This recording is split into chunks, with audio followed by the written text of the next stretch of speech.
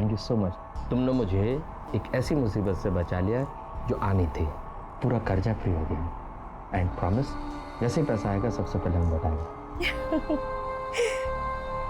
ये किसके लिए बना रहा हूँ? मतलब किसके लिए? मेरे लिए?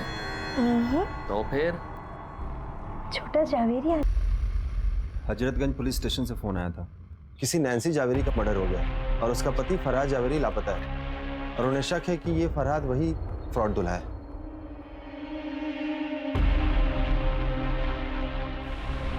तीन माह का बच्चा था पेट में। ये सर इसके पति का फोटो।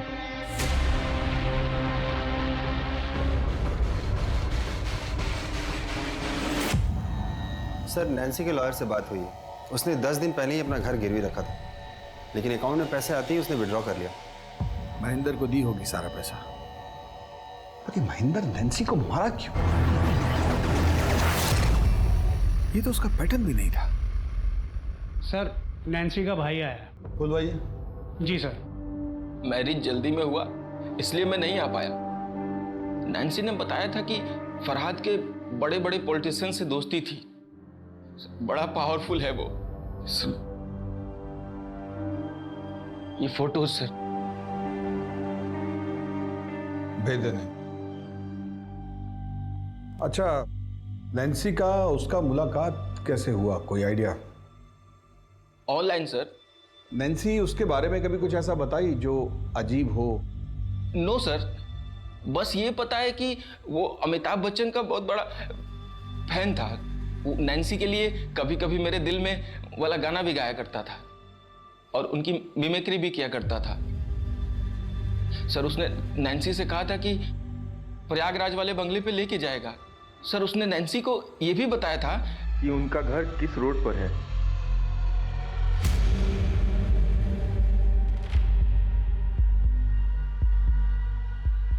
हाँ, रेडियो में शेर व शायरी यही गालिब की औलाद भेज रहा है।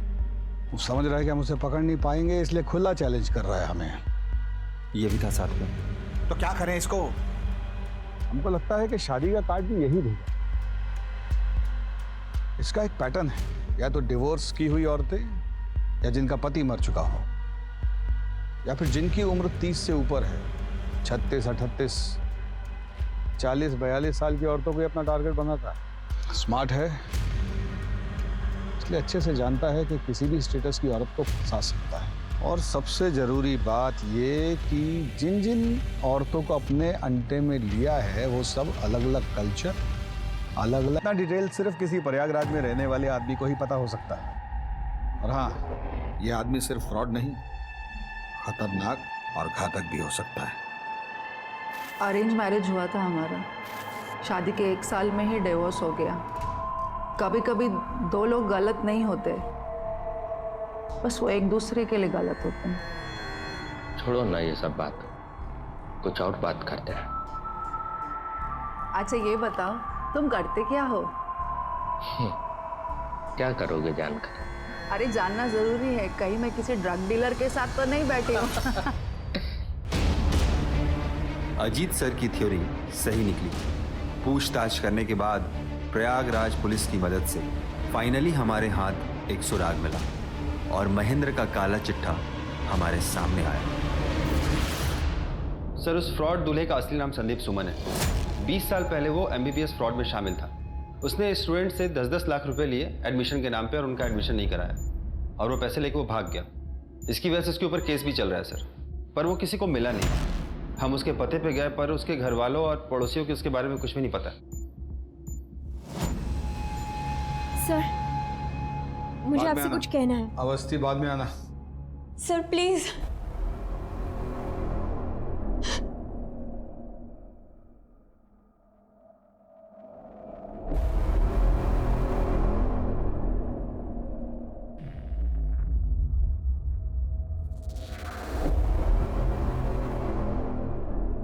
पक्का?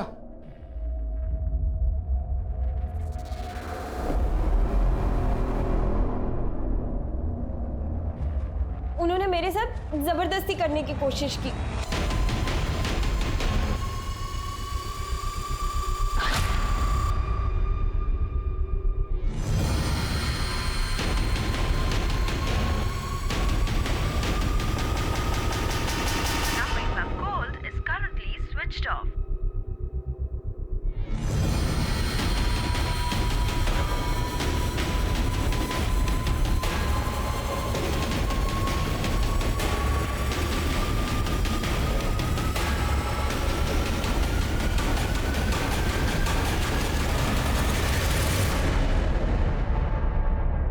आदमी के साथ तुम अपना जिंदगी बिताना पसंद करेगा?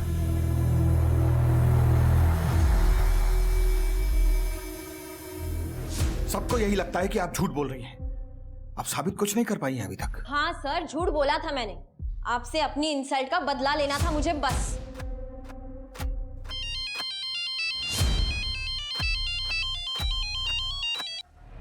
हेलो लतिका, मैं रमन्ना। रमन, तुम? ये कहाँ का नंबर है? पाकिस्तान से बोल रहा हूँ। मैं एक बड़ी मुसीबत में फंस गया हूँ। मेरे को तुरंत 20 लाख रुपए चाहिए, तभी मैं बच के निकल पाऊंगा। तुम घबराओ मत, मैं कुछ करती हूँ।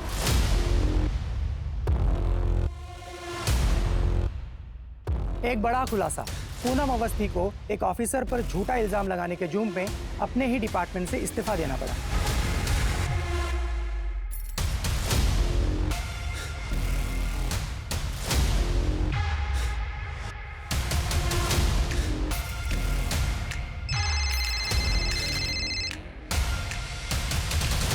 सर मुझे तो कुछ समझ में नहीं आ रहा है सर। ये किलर दूल्हे का केस क्रैक करने की बजाय हम अपने डिपार्टमेंट के केस में उलझे हुए हैं। फ्रॉड दूल्हा केस की जगह हम लोग खुद ही एक केस बंद कर रह गए हैं।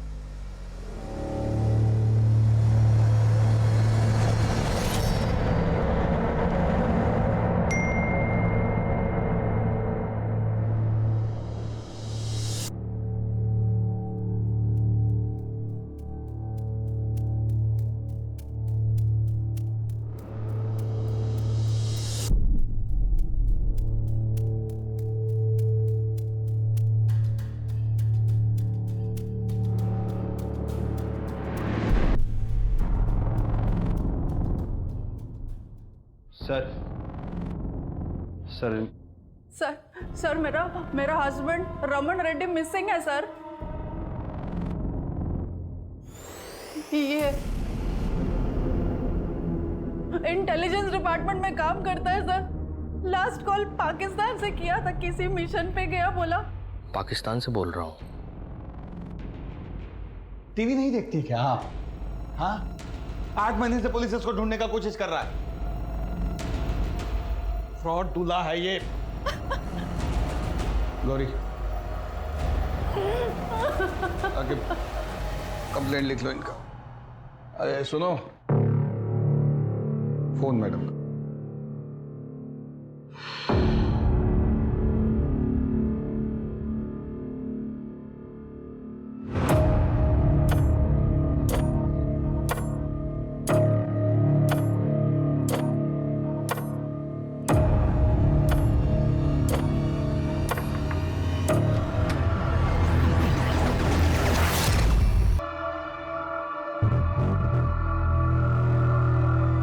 हम प्रयागराज से हैं, जिसे पहले इलाहाबाद कहते थे। होगा ना पता आपको? ये मुझे ये सब क्यों बता रहा है? इसको समझ नहीं आ रहा है कि मैं ये सारी इंफॉर्मेशन से इसकी सच्चाई पता लगा सकती हूँ। और ऐसे ही एक बार जब हम फिल्म देखकर घर लौटे, मतलब बाबूजी और हम, तो घर का दरवाजा खोलते ही बरामदे के बाजू की टेबल पर एक खत लिखा था, हमारी माँ का। उसमें लिखा था कि मैं तुम लोगों के साथ खुश नहीं हूं, इसलिए मैं किसी दूसरे आदमी के साथ जा रही हूं, मुझे ढूंढने की कोशिश मत करना। बाबूजी हमारी उंगली पकड़े थे। कब रहते वो? पता नहीं क्या हुआ बाबूजी को, हमें बाहर भेजा और खुदकुशी कर ली। अब उनके जाने के बाद हमारे पास जीने के सिर्फ 2 सहारे थे,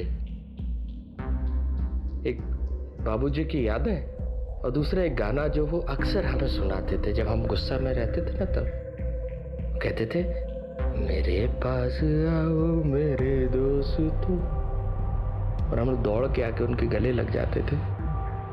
लेकिन उनके जाने के बाद जब भी वो गाना सुनते थे ना, तो अंदर नफरत, गुस्सा और डर तीनों पैदा होता था।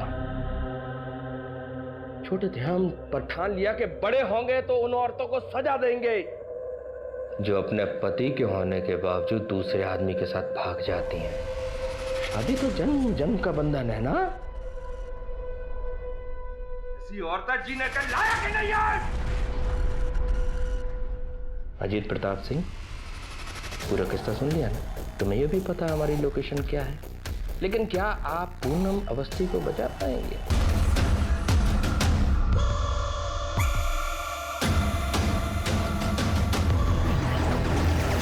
अवस्थी बाद में आना।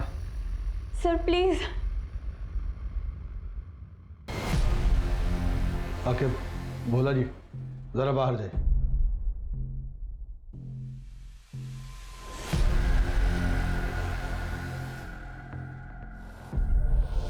क्या हो? सर एक कनेक्शन चाहिए था, और इन सारी औरतों के बीच एक कॉमन कनेक्शन है, सोशल मीडिया ग्रुप। ये आदमी बड़ा शातिर है, कोई बड़ा जाल बिछाना पड़ेगा। पूनम अवस्थी जी, वस्त्र उतारिए। सर ज्यादा दूर नहीं गया वो, चले क्या? आकिब, इसके आगे के इलाके की सारी लाइव ट्रैफिक फुटेज चेक करवाओ। जो भी गाड़ी ओवर स्पीड हो रही है उसे ट्रेस करने को बोलो। पास करो। तूने मुझे चिंदी बोला था। हम तुम्हारे गुस्से को समझते, लेकिन तुमने इतनी औरतों को धोखा दिया, उनके साथ जालसाजी की, क्या हासिल हुआ तुम्हें? औरत आप किसी की नहीं होती इंस्पेक्टर साहब। जितना करो कम पड़ जाता है इनको। अरे पर ये औरत लोग तो तुम पे भरोसा की, बदले में तुम इन्हें क्या दिए? धोखा। और तुम नैन्सी को भी मार दिए।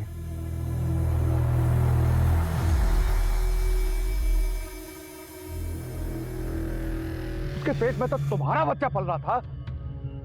मैंने नैन्सी को मार दिया।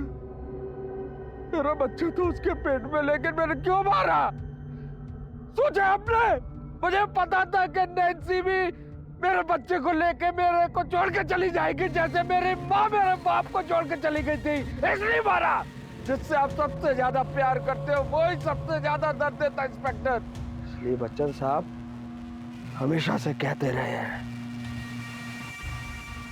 ऐसे भी कोई जीना जीना है लल्लू। भैया के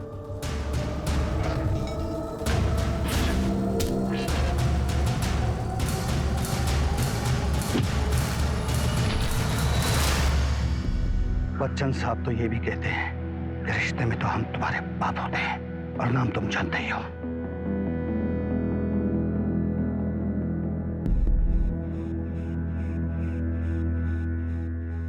उसने न केवल इन जैसी बहुत सी औरतों को ठगा है, बल्कि नैन्सी और उसके होने वाले बच्चे की जान भी ली।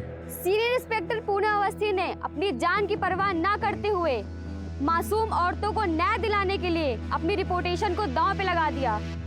हर बार तुम कुछ ऐसा करती हो कि मेरी नजरों में तुम्हारा कद और बढ़ जाता है। पूनम, मैं बहुत लकी हूँ कि तुम मेरी बीवी। मुझे पता था कि इसमें तुम दोनों की मिली भगत है। अगली बार ऐसा कुछ किया ना तो मैं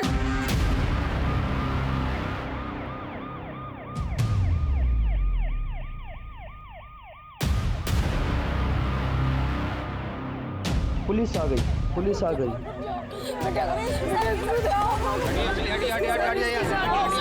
चुप हो जाइए आप लोग, ऐसे बचाएंगे उन्हें। सुनो सुनो बेटा, बात सुनो। आप लोग चुप रहिए। ऐसे बचाएंगे क्या उसे? आखिर घर के जितने भी करते हैं सब आनंद में लेकर। चुप हो जाइए आप लोग, चुप हो जाइए। सुनो सुनो, ये आपके माँ बाप है ना? हाँ, देखो जरा इनकी तरफ। तुम्हें कुछ हो गया तो ये लोग जीते जी मर जाएंगे। ऐसा कोई कदम मत उठाना। नंदू बुलाते हैं ना ये आपको? हाँ, पुलिस पे भरोसा है? कुछ नहीं हुआ है, सब ठीक हो जाएगा, कोई बड़ी बात नहीं हुई है।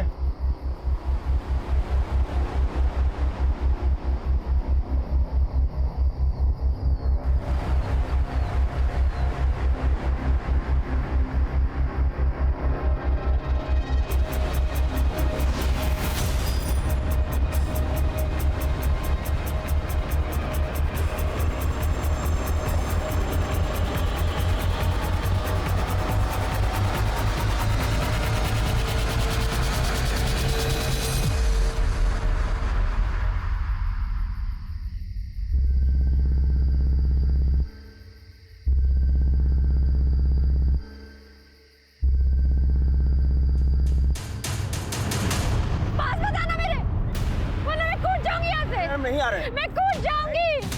नहीं, ऐसा मत करना, हम नहीं आ रहे तुम्हारे पास। छोड़ो, छोड़ो मुझे। आत्महत्या क्यों करने जा रही थी तुम? जिससे ब्याह करने जा रहे थे वो लड़का साथ छोड़ के भाग गया। मंडप छोड़ के भाग गया? नाम क्या था उसका? कहाँ का रहने वाला था?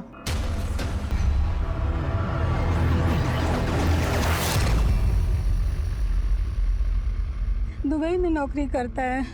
सब लोगों के सामने हमारी क्या इज्जत रह जाएगी।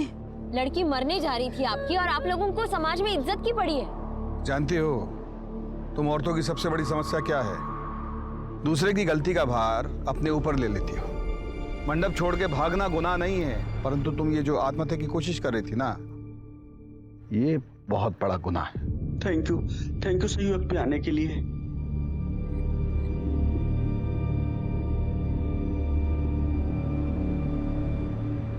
ठीक हो अवस्थी? सर, हमारा समाज ना औरतों को पहले से ही दोषी करार दे देता है। किसी के कुछ कहने से पहले वो खुद को हर बात का जिम्मेदार समझते हैं और इसका बेस्ट सॉल्यूशन एक ही होता है, आत्महत्या। What? क्या हुआ अवस्थी? सर, घर से जेवर और पैसे गायब है।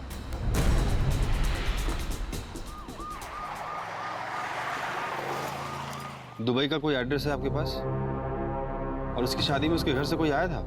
नहीं सर, पर कार्ड में उसका नंबर लिखा है।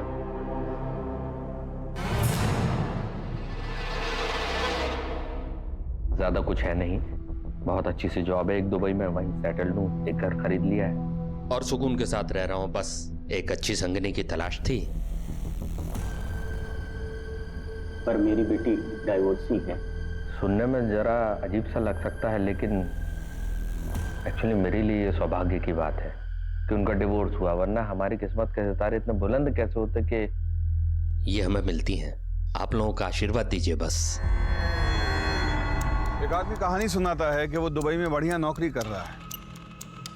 लड़की का माँ बाप का दिल जीत कर शादी वाले दिन 6 लाख का गहना गट्टा लेकर छू मंतर हो जाता है। क्लियर केस ऑफ फ्रॉड है। वो जो गाड़ी था उसके पास, उसका नंबर वगैरह याद है आपको? गाड़ी का नंबर तो नहीं याद है, सफेद रंग की एसयूवी थी। लड़के का कोई फोटो है आपके पास? ऐसे 2 कौड़ी के आदमी के लिए आत्महत्या करने जा रही थी तुम? तुम्हारी मेहनत का सारा पैसा ले गया, तुम्हारे दिल से खेला, तुम्हारा भरोसा तोड़ा। ऐसे वाहियात आदमी के लिए अपने आंसू बहाने की जरूरत नहीं है। देखिए, इंटरनेट के भरोसे शादी करना, इसमें कोई हेट ही नहीं है, परंतु लड़के का आगा पीछा, उसकी कुंडली देख लेनी चाहिए। ये जो फ्रॉड लोग हैं ना, ये चूहे की तरह होता है। कंप्यूटर रूपी बिल से बाहर आता है, आपको टारगेट करता है, फ्रॉड करने के बाद उसी कंप्यूटर में दुबक के बैठ जाता है।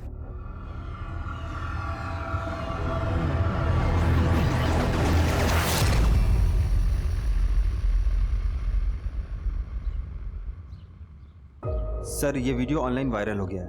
ऐसे 2 कौड़ी के आदमी के लिए आत्महत्या कर रही थी तुम? तुम्हारा सारी मेहनत का पैसा ले गया, तुम्हारे दिल से खेला, भरोसा तोड़ा। देखिए, इंटरनेट के भरोसे शादी करने में कोई हेट ही नहीं है, परंतु लड़के का आगा पीछा, तुम कल रात घर नहीं आई? ये जो फ्रॉड लोग हैं ना। आई थी अम्मा, लेकिन एक केस के चक्कर में सुबह जल्दी निकलना पड़ा। आप सो रहे थे ना, इसलिए आपको नहीं जगाया। हमें तुम्हारा ये रात बिरात घर से बाहर रहना अच्छा नहीं लगता। मैं बाद में बात करती हूँ आपसे, मैं रखती हूँ। Sorry sir. नंदिनी के यहाँ से जो भी गहना गट्टा चोरी हुआ उसकी फोटो खींचिए और आसपास के सब सुनार के पास भिजवाइए। कहीं से तो नकद भुनाया होगा वो। और वो वाइट एसयूवी कार, उसका खोजबीन कीजिए। जितना भी नया पुराना चोरी का एसयूवी कार है, उन सबका डिटेल कल सुबह हमारे टेबल पे होना चाहिए। और ये महेंद्र दुबे, इसका एड्रेस छानिए। हम जानते हैं कि फेक होगा, पर कुछ भी मिस नहीं कर सकते। Okay sir. सर, खूब भालो दादा, तुम तो वायरल हो रहे हो। चलो, पुलिस में नौकरी का कुछ तो फायदा हुआ है। ये लो। ये क्या है? शुक्रिया शुक्रिया। अब क्या करें, किसी को तो सच बोलना ही पड़ेगा ना। चलो, रखता हूं।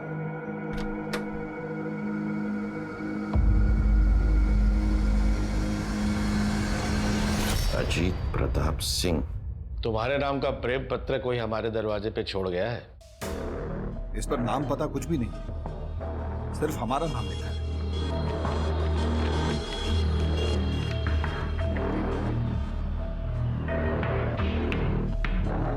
तीनों पे एड्रेस अलग अलग है, लेकिन प्रिंटिंग एड्रेस सेम ही है। आकिब, अवस्थी। सर, आप दोनों टीम बनाकर जाइए और इन जोड़ों के बारे में पता कीजिए। सर, ये तो शादी का कार्ड है सर। कोई भेजा है हमको, कोई अजनबी। Okay sir. ओके सर, चलो। कौन भेज सकता है हमको?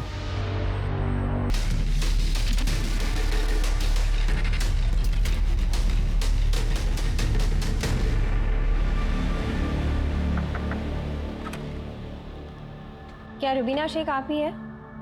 जी, पर हमने तो कोई पुलिस कंप्लेंट नहीं कराई। शादी के कार्ड के सिलसिले में आपसे बात बनते ही नहीं। सिकंदर पेशे से डॉक्टर थे। देहरादून में उनका खुद का हॉस्पिटल था। इतने मशरूफ रहने के बाद भी वो हमारे लिए वक्त निकाल लिया करते थे। अब ऐसे इंसान से मोहब्बत नहीं हो तो फिर क्या हो? सिकंदर खान वल्द अब्दुल रजाक खान के निकाह में पेश किया गया, आपको कबूल है? कबूल है। कबूल है। शादी के बाद उन्होंने अपना हॉस्पिटल हमारे नाम कर दिया। फिर वो देहरादून चले गए और हमसे कहा कि पैकिंग कर लो, कुछ दिनों में आकर तुम्हें अपने साथ लेकर जाऊंगा। लेकिन कुछ दिनों बाद उनका फोन आया।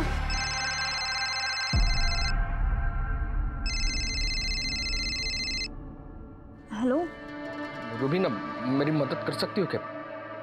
बहुत बुरी तरीके से फंस गया हूं मैं। ये आप क्या कह रहे हैं सिकंदर जी? आप इतने परेशान क्यों लग रहे हैं? कुवैत से इन्वेस्टर्स के फोन आ रहे हैं और धमकी मिल रही है लगातार। हॉस्पिटल बंद हो जाएगा रुबीना। मैंने कुछ पैसों का इंतजाम कर दिया, फिर भी 60 लाख कम पड़ रहे हैं। नहीं, मुझे टेंशन अपनी नहीं है। टेंशन इस चीज की है कि वहां पर जो मरीज हो उनका क्या होगा। अगर तुम कुछ कर सको तो। आप बिल्कुल भी परेशान मत होइए, हॉस्पिटल को कुछ नहीं होने देंगे हम। बिना वक्त बर्बाद किए हमने उनको तुरंत 60 लाख रुपए ट्रांसफर कर दिए। शौहर थे हमारे, उनका हमारे पैसों पे हक बनता था। लेकिन कुछ दिनों बाद उनका फोन लगना भी बंद हो गया। उनकी जान की फिक्र को लेके हम तुरंत देहरादून निकले और सीधा हॉस्पिटल गए। लेकिन वहां पर बंजर जमीन के सिवा कुछ नहीं मिला। और जब पता करवाया तो हॉस्पिटल के कागजात भी जाली थे। सिकंदर का कोई फोटो है आपके पास? सर, लगता है आप किसी गलत जगह पे आ गए हैं। मेरी शादी तो हुई नहीं है। बोला जी, कार्ड दीजिए। क्या आप केटी डिसूजा नहीं है? लगता है किसी ने प्रैंक किया आपके साथ। प्लीज जाइए।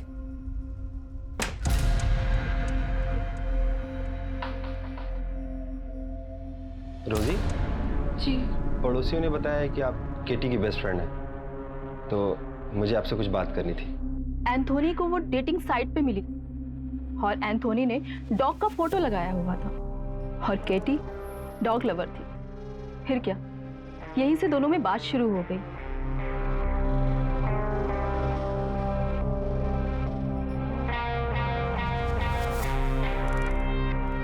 फिर एक दिन इस स्मॉल गैदरिंग में दोनों ने मैरिज कर लिया। उसकी कोई फोटो है आपके पास? जी सर। एक मिनट दिखाइए। सी,